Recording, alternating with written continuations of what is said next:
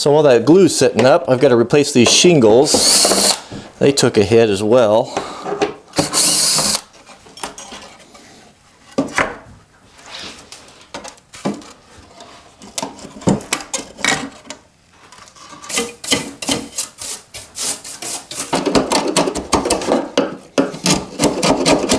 This top bar Beehive getting knocked over sure didn't do it any good. Quite a bit of damage on it. We're just about there though.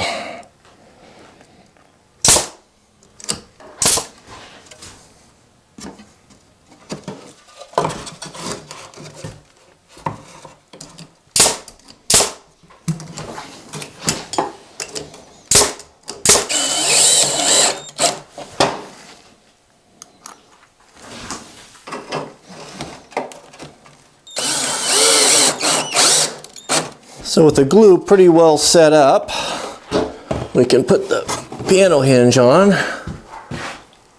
Wait a minute. Let's do the legs first. Why fight all the extra weight, right? Yeah, that would make way more sense. So the other legs were a little bit small, so I've cut, I got 2x4s here that I just ripped the bull nose off of. And I've cut them at a 60-degree angle.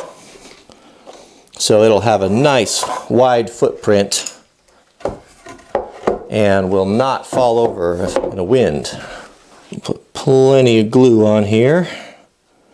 That'll carry, it's nice to put glue on because the whole side end plate carries, is the strength of it, carries the weight rather than just everything on the screws. And a soft wood like this, that's not really good. So this will be real nice.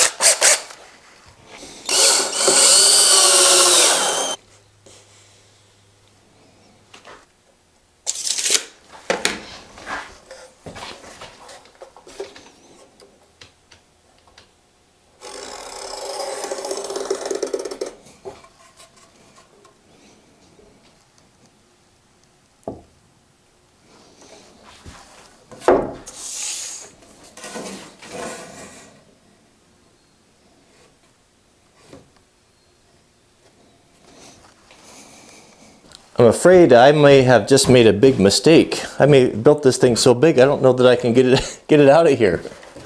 Before that glue sets up, we better try it.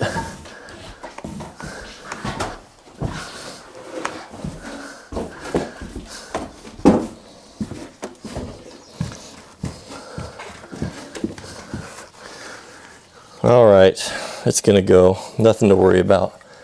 I guess. Yeah, let's take it out of here. It's gonna be, let's go put it together in place. It'll just be too heavy otherwise. So while the glue's setting up, we can get to the bars. I'm gonna reinforce this a little bit with in a few key spots here with a pin nailer. This is a small pneumatic nailer that shoots these little pins in, really good for delicate work where it won't split out the wood.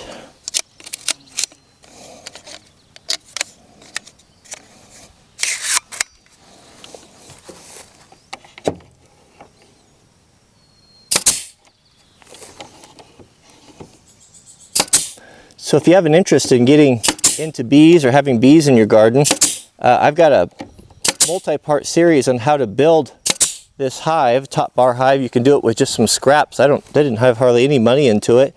Great hobby, great thing to do for kids. And I'll put a link to those videos, that playlist, at in the subject heading as well as the end card of the videos. So I'll just give you a quick tour for those of you who haven't seen or are not familiar with this style of hive.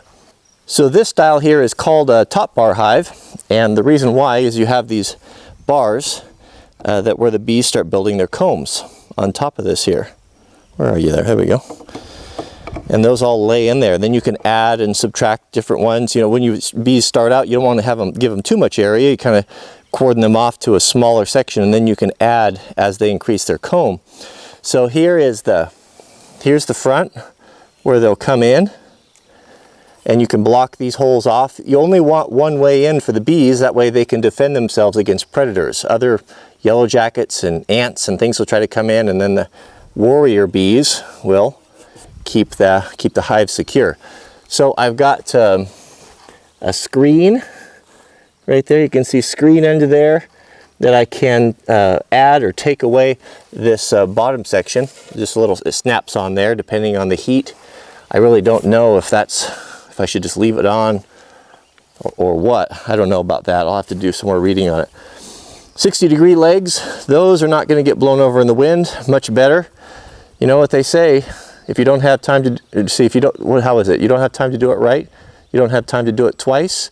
Because I didn't do it right, and I cut corners, and I was excited to get it going, and I put cheap, crummy, poorly thought out legs on it, tipped over, and almost ruined the whole thing. So what did I really save?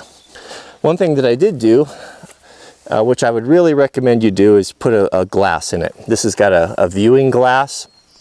Really fun for kids. You can watch the bees. Really fun for adults too, not just kids. See what's going on in there without disturbing them. I'm kind of a hands-off beekeeper, so it works if I come down there and open it up and look at them. And that just goes, it's just held on there by a magnet. So we have a lot of fun with that, to be able to look in there and kind of see what's going on. So the top is all put back together, and I'm going to wait on the hinge because it's pretty heavy and ungainly with both pieces on there. So let's, while that glue is drying, let's get these all sorted out, these top bars. These are the end dividers.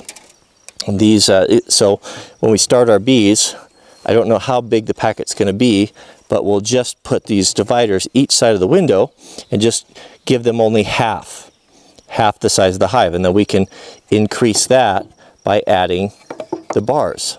We'll add the bars in there. Strangest thing, these when I built this, these things fit, and now they're all 1/8 too long. I don't know, it's one of those incredible mysteries. So I'm going to take all these bars and go trim them down really quick, and then we'll melt in the foundation. I'll show you that. That's kind of a cool thing. And then we'll go get our bees. So Jack and I are on the way to pick up our packet of bees. Are you excited? Uh-huh. So what are you reading? Thomas Edison.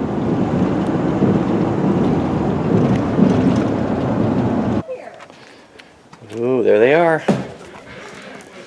There's the queen on the top. What do you think? How do they look? They're pretty happy, don't they?